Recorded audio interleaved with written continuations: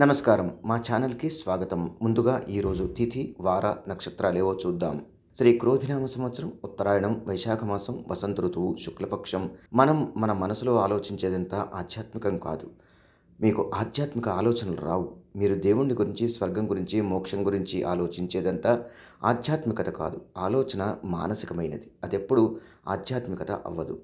ఇది ఎలాంటిదంటే నాకొక ఆధ్యాత్మికమైన చిటికెన వేలుందనడం లాంటిది. వేలు ఎప్పుడూ భౌతికమైనదే. అది కేవలం భౌతికం మాత్రమే కాగలదు. నేను నా శరీరాన్ని, నా చిటికెన వేలును ఆధ్యాత్మిక ప్రక్రియకు అనుకూలమైన సాధనంగా మలుచుకోవచ్చు. కానీ అంత మాత్రాన అవే ఆధ్యాత్మికం కాదు. అదొక మంచి భౌతికమైన చిటికెన వేలు మాత్రమే.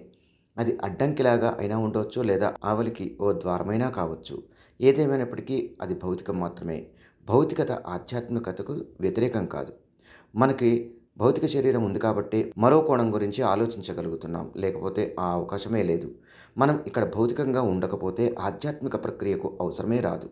అందువల్ల ఆధ్యాత్మికతకు భౌతిక శరీరం ఒక ప్రాథమిక మార్గమే కానీ అదే ఆధ్యాత్మికత కాలేదు. అదేవిధంగా మానసిక, భావోద్వేగ సంబంధమైనవి కూడా ఆధ్యాత్మికత కాలేవు. అవి జీవితంలోని భిన్న కోణాలు. వాటి విషయంలో తప్పు లేదు, ఒప్పు లేదు. వాటిని మనం ఎలా ఉపయోగిస్తాం అనే దానిపై అది ఆధారపడి ఉంటుంది.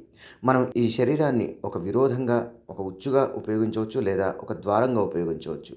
అదేవిధంగా ఈ బుద్ధిని దుఃఖాన్ని సృజించే యంత్రంగా, లేదా ఆధ్యాత్మికతకు, సంభావ్యతకు సాధకంగా ఉపయోగించవచ్చు.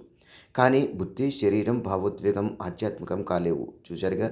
ఈ వీడియో కనుక మీకు నచ్చినట్టయితే లైక్ చేయండి, షేర్ చేయండి. మీ అమూల్యమైన అభిప్రాయాలను కామెంట్ రూపంలో తెలిపి మమ్మల్ని ప్రోత్సహించడం మాత్రం మర్చిపోకండి. ఇలాంటి మరిన్ని ఆసక్తికరమైన విశేషాల కోసం మా ఛానల్ని సబ్స్క్రైబ్ చేసుకోండి.